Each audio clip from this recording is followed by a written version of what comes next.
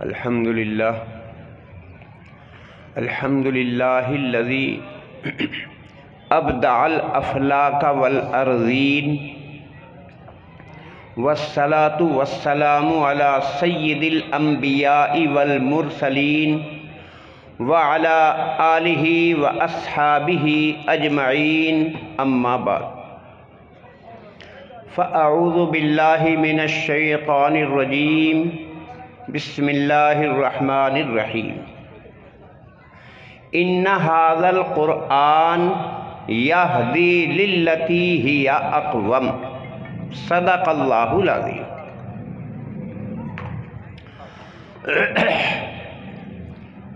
ماشاءاللہ، آپ کے مدرسہ دارالعلوم عبدیہ کا یہ سالانہ جلسہ ہے، اور میرا آنا بھی اس وقت سے ہے جب کہ یہاں کھنڈرات تھے، مسجد کی بھی ابتدا ہوئی، چکی وغیرہ تھی، اور مسجد بغیر لپائی پتائی کے تھی۔ عموماً وقتاً فوقتاً آنا ہوتا ہے، وقت کم ہے۔ ابھی آپ کے اس جلسے کی نشست کی جو ابتدا قرآن پاک کی تلاوت سے ایک بچے نے کی ہے، اسی بچے کی تلاوت میں سے ایک مختصر سی آیت میں نے پڑھی ہے، اور اسی کا مطلب بیان کرنے کا ارادہ ہے۔ خطبہ میں نے پڑھا، پہلے بچے نے جو قرآن پاک کی آیتیں پڑھی اس کا مطلب تو میرے خطبے میں ہے، دوسرے بچے نے جو تلاوت کی اس کی ایک آیت میں نے تلاوت کی ہے۔ ذات باری تعالی وہ ذات ہے جس کے لیے ہم اور آپ حمد، تعریف، اس کی عبادت، اس کی اطاعت، اس کی بات مان کر دنیا میں زندگی گزارتے ہیں، اور جو اسی کی ذات کو تسلیم کر کے اس کی تعریف کرتے ہیں، اس کی عبادت کرتے ہیں، اس کی اطاعت کرتے ہیں، اس کے اصول و ضابطے جو ہم تک آئے انہی کے اوپر عمل کرنے کی کوشش کرتے ہیں، تو آخر وجہ کیا ہے؟ کیوں ہم اس ذات کی تعریف اور اس کی عبادت اور اطاعت اور اس کے سامنے ہم سجدہ کرتے ہیں، اپنی پیشانی اور ناک کو زمین پر رگڑتے ہیں؟ وجہ خود فرمائی ذات باری تعالیٰ نے، میں وہ ذات ہوں جس نے تم کو پیدا کیا، تمہارے ماں باپ کو پیدا کیا، تمہارے ماں باپ کے ماں باپ کو اوپر تک پیدا کیا، اور خالی انہی کو نہیں، میں نے تمہارے لیے زمین بنائی، آسمان بنائے، اور کیسے بنائے؟ ابدع الافلاک والارضین، آسمانوں کو بنایا۔ کوئی مثال پہلے نہیں تھی کہ میں نے کوئی نمونہ دیکھا اور پھر آسمان کو بنا دیا ہو۔ میں نے زمین کو بنایا، پہلے کوئی مثال زمین کی نہیں تھی، بے مثال میں نے آسمان و زمین کو بنایا، اور بے مثال زمین اور آسمان کو پیدا کر کے خالی نہیں چھوڑا، بلکہ آسمانوں میں تمہارے نفع کے لیے رات کے قمقمے، دن میں اجالے کے لیے سورج، رات میں تمہارے غلہ اور پھلوں کو صحیح بنانے کے لیے چاند کو میں نے پیدا کیا ہے، اور زمین میں نے اس لیے بنائی ہے کہ تمہاری زندگی کے لیے روزی کا انتظام، کھانے کا پینے کا انتظام اس زمین سے نکالوں تمہارے لیے، اس بنا پر ہم اس اللہ کی اطاعت، اس اللہ کی عبادت کرتے ہیں جس نے ہمیں، تمہیں اور ہمارے آباء و اجداد کو پیدا کیا، اور جس نے پیدا فرما کر زمین و آسمان سے پانی برسایا، زمین سے کھانے کی چیزیں ہمارے لیے پیدا فرمائی۔ جب میں نے تم پر اتنا بڑا احسان کیا تو میری تمہیں اطاعت و عبادت ہی کرنی ہے۔ اسی بنا پر میں نے پیدا کیا آپ کو کہیں کے لیے، اپنی عبادت کے لیے۔ وہی آپ کا یہ مدرسہ دارالعلوم عبدیہ ہے، عبدیہ نسبت ہے یہ آپ کے سامنے جو ماشاءاللہ کلام کر رہے، بات چیت کر رہے، پیغام پہنچا رہے مولانا انوار صاحب، اللہ ان کے انوار کو عالم میں عام اور تام فرمائے۔ ان کے والد محترم مولانا عبداللہ صاحب، جن کا اس علاقے اور خطے میں بے انتہا احسان ہے، تو اصل عبدیہ، لیکن واقع میں دیکھا جائے تو عبد کے معنی اللہ کی عبادت کرنے والے کو عبد اور اللہ کا بندہ کہتے ہیں۔ تو یہ مدرسہ کیا ہے؟ عبدیہ۔ یہاں اللہ کی معرفت کرانے کا یہ مقام و مرکز اور ایک اعلیٰ مقام ہے، اسی لیے یہ مدرسہ کیا ہے؟ عبدیہ ہے۔ چونکہ اللہ تعالیٰ خود فرماتے ہیں وَمَا خَلَقْتُ الْجِنَّ وَالْإِنسَ إِلَّا لِيَعْبُدُونَ۔ ہم الحمد شریف پڑھتے ہیں، ہر آدمی نماز پڑھتا ہے مسلمان، اور ہر رکعت میں الحمد شریف پڑھتا ہے، اس میں یہی تو بتایا الحمدللہ رب العالمین۔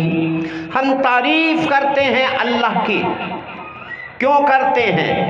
تمام عالموں کا پالن ہار ہے رب العالمین۔ عالم چاہے وہ یہ دنیا ہو، چاہے آخرت ہو، چاہے ہم ماں کے پیٹ میں ہو، اور چاہے ہمارا مرنے کے بعد قبر میں ہو، چاہے جنت و جہنم میں جائے، ان سب کو پیدا کرنے والا کون؟ اللہ ہے، رب العالمین ہے۔ اس لیے ہم اس کی تعریف کرتے ہیں،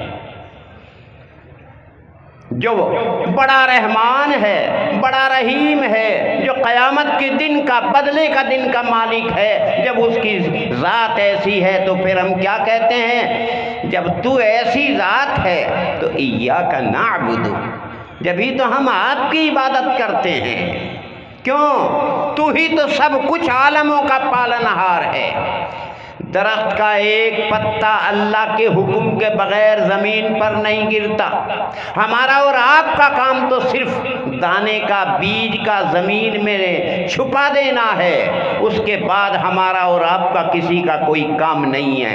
وہاں سے کون پیدا کرتا ہے؟ وہ اللہ کی ذات ہے۔ ان اللہ فالق الحب والنوى، دانوں کو، گٹھلیوں کو وہی ذات تو پیدا کرتی ہے۔ آج تک بتاؤ، خدائی کا دعویٰ کرنے والے بہت ہوئے ہیں۔ فرعون نے بھی خدائی کا دعویٰ کیا، نمرود نے بھی خدائی کا دعویٰ کیا، مگر کسی نے یہ نہیں کہا میں نے آسمان کو پیدا کیا ہو یا زمین کو پیدا کیا ہو، یا ہمارا اور آپ کا نطفہ ماں کے رحم میں جاتا ہے، اس کو ہم گوشت بنائے، اسے ہم ہڈی بنائے، اس میں ہم روح کو ڈالیں۔ آج تک کسی نے یہ دعویٰ نہیں کیا۔ اگر کسی کے بچہ نہیں ہوتا، پوری دنیا کے لوگ جمع ہو جائیں اور بچہ پیدا کرنے کی تدبیر و کوشش کریں تو نہیں کر سکتے۔ تو یہ اللہ کی ذات ہے جس کے لیے ہم اطاعت، جس کے لیے ہم عبادت، اور جس کی ہم تعریفات اور جس کی معرفت ہم یہاں پر آ کر کے حاصل کرتے ہیں۔ یہ کہیں سے حاصل ہوگی؟ قرآن پاک سے۔ اللہ نے اپنی معرفت کا ذریعہ یہ قرآن پاک جو ہمیں بالکل سیدھا راستہ بتاتی ہے، ان ھذا القرآن یہدی للتی ہی اقوم، ہمیں یہ قرآن سیدھا راستہ بتاتی ہے۔ اس میں ادھر ادھر کی کوئی باتیں نہیں ہیں، اس میں اعلیٰ سے اعلیٰ دماغ کے لگانے کی ضرورت نہیں ہے۔ الدین یسر، دین تو بڑا آسان ہے، سمجھنا کوئی اس کا مشکل نہیں ہے، عمل کوئی مشکل نہیں ہے۔ اللہ تعالیٰ تو خود فرماتے ہیں تم میری عبادت، میں تمہارے ساتھ آسانی کا ارادہ کرتا ہوں، دشواری کا ارادہ نہیں کرتا۔ کیسے آسانی کا؟ نماز میں کھڑا ہونا فرض ہے، اگر کھڑا نہیں ہوا جاتا بیٹھ کر پڑھ لو، اگر بیٹھنے کی بھی طاقت نہیں ہے لیٹے لیٹے اس کی عبادت اطاعت کر لو، یہی تو آسانی ہے۔ ایمان کے 5 رکن ہے، زبان سے اقرار کرنا بھی ہے، اگر گونگے ہو اقرار نہیں کر سکتے ہم تمہارے دل کی بات کو ہی مان لیں گے، یہ بھی آسانی ہے۔ زکوٰۃ کا دینا تو فرض ہے، اسلام کا ایک رکن ہے، لیکن اگر تمہارے پاس مال نہیں ہے تو تم پر زکوٰۃ ہی فرض نہیں ہے، یہی تو آسانی ہے۔ اور اگر تم محتاج ہو، تم غریب ہو، تمہاری زندگی کے اسباب نہیں ہیں تو زکوٰۃ دینے کے بجائے تم زکوٰۃ لینے کے بھی مستحق ہو، یہی تو آسانی ہے۔ یہ کون بتا رہا ہے؟ اللہ تعالیٰ نے اس انسان کو قیامت تک رہبری کے لیے ایسی کتاب قرآن عنایت فرمائی، اس میں ذرہ برابر زیر زبر پیش حرکت کی کوئی تبدیلی نہیں ہوگی، جیسے اتارا تھا نبی کریم صلی اللہ علیہ وسلم پر، آج بھی ایسا ہی ہے اور قیامت تک ایسا ہی رہے گا۔ اور یہ قرآن کیا ہے؟ 1400 سال سے نہیں ہے، قرآن 1400 سال سے نہیں ہے، نزول 1400 سال سے ہے۔ اِنَّا أَنزَلْنَاهُ فِي لَيْلَةِ الْقَدْرِ، نزول ہوا، وجود نہیں، وجود قرآن پاک کا قدیم ہے، وجود قرآن پاک کا قدیم ہے، نزول اس قرآن پاک کا 1450 سال پہلے ہوا۔ دو چیز، ایک ہوتا ہے وجود، ایک ہوتا ہے ظہور۔ اگر بلندی پر کوئی چیز نیچے آ گئی تو اسے کہتے ہیں نزول۔ تو نبی کریم صلی اللہ علیہ وسلم کی ذات موجود کب؟ تمام مخلوق سے پہلے موجود۔ نبی کا وجود پوری مخلوق سے پہلے موجود، اور نبیوں، تمام نبیوں کے بعد میں نبی کا ظہور۔ ظہور الگ چیز ہے، ہمارے پاس روپے پیسے سونا چاندی ہو گھر میں رکھا ہوا ہے، لیکن جب اسے ہم باہر لائیں گے استعمال کریں گے تب اس کا نفع اور فائدہ ہوگا، لیکن رکھا ہوا تو گھر میں ہے ہمارے، وجود تو پہلے سے ہے۔ جب اسے باہر لائیں گے، دکانوں پہ لائیں گے، سامان خریدیں گے تو تب اس کا ظہور ہوا، وجود تو اس کا پہلے ہے۔ نبی کریم صلی اللہ علیہ وسلم کو اللہ تعالیٰ نے پوری مخلوق سے پہلے وجود عنایت فرمایا، اور پھر اس کے بعد پہلے نبی، پھر اس کے بعد قلم کو پیدا کیا، قلم بھی بعد میں، اس کے بعد لوح کو پیدا کیا، 3 چیز پیدا ہو گئی، سب سے پہلے نبی، پھر قلم، پھر لوح محفوظ۔ اب اللہ تبارک و تعالیٰ نے قلم کو حکم کر دیا لکھ دو، قیامت تک جنت اور جہنم تک کی تمام باتیں، کون جنت میں جائے گا، کون جہنم میں جائے گا، کون کیا کرے گا۔ قلم نے تمام وہ باتیں جو اللہ نے قلم میں ڈالی سب لوح کے اندر محفوظ فرما دی، اور وہ عجیب کتاب ہے، اس کے اوراق کھولنے کی ضرورت نہیں ہے۔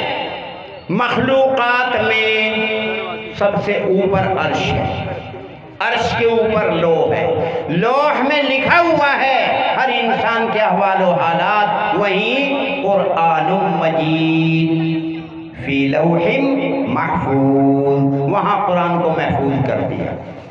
اسی لیے اللہ تعالیٰ نے غذا، انسان تو آیا بعد میں، انسان دو چیزوں سے بنا ہوا ہے، ایک یہ باڈی جسم اور ایک اس کے اندر روح، جسے ہم دوسری بھاشاؤں میں زبانوں میں کیا کہتے ہیں؟ آتما۔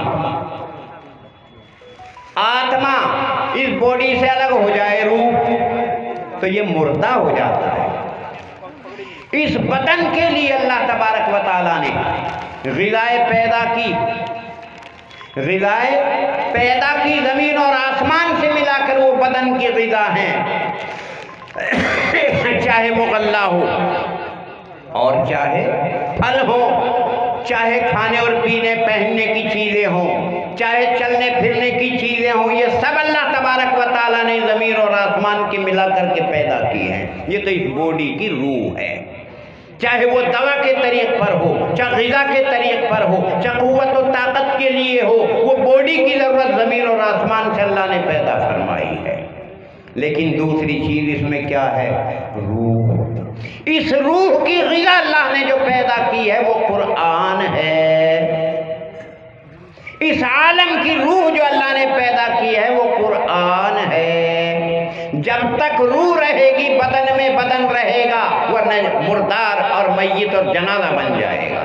جب تک قرآن باقی رہے گا یہ عالم باقی رہے گا، اور جب قرآن نہیں رہے گا یہ عالم آنن فانن میں فنا ہو جائے گا۔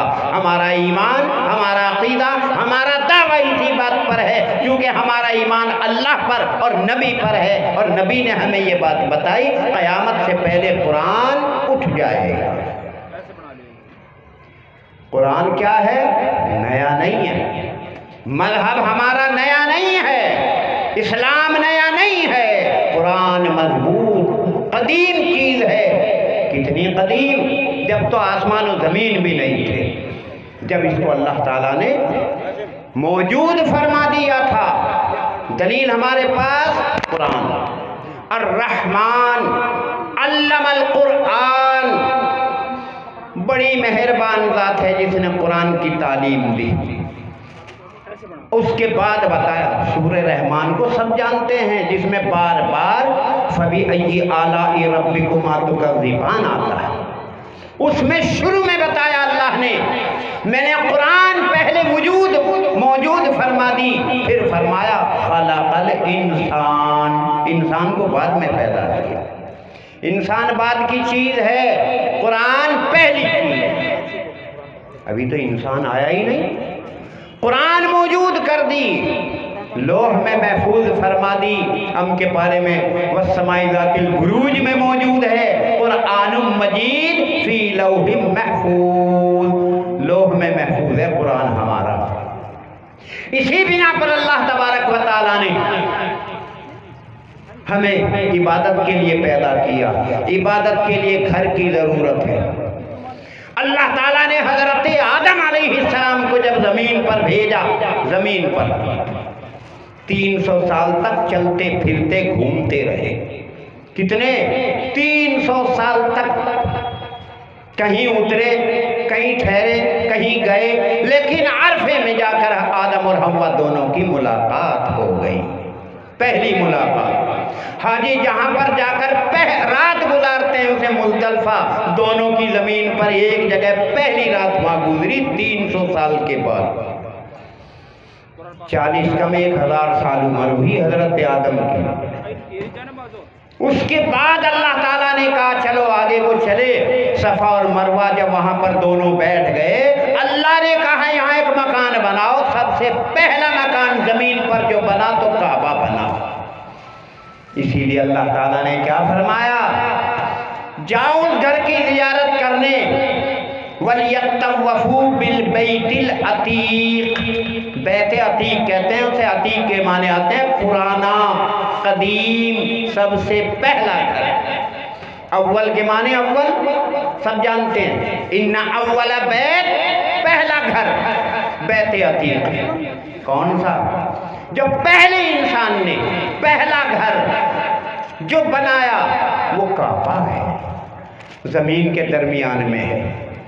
وہیں سے زمین کو وَالْأَرْضَ بَعْدَ ذَلِكَ دَحَاهَا، زمین کو اللہ نے وہیں سے تو پھیلایا تھا، وہیں پر پہلے جھاگ بنایا، فرشتے اطاعت کرتے رہے، فرشتے بہت زمانے سے۔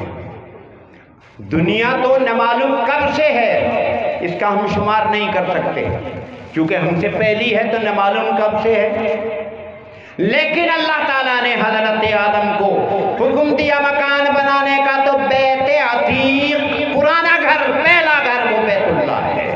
اور جب تک وہ گھر رہے گا یہ زمین و آسمان رہے گا، جب تک قرآن رہے گا یہ عالم رہے گا، جب تک بیت اللہ رہے گا یہ زمین و آسمان رہے گا۔ جب بیت اللہ کا ایک ایک پتھر الگ کر دیا جائے گا تو نہ زمین رہے گا نہ پھر آسمان۔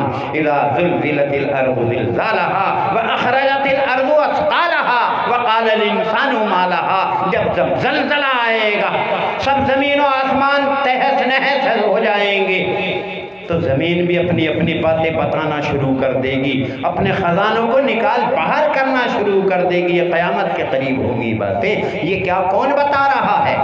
میں اپنی طرف سے نہیں، جو بھی میں بول رہا ہوں قرآن پاک کا ترجمہ ہے۔ یہ قرآن پاک ہمیں ہدایت دیتی ہے، زندگی گزارنے کے لیے سیدھا راستہ ہمیں بتا رہی ہے۔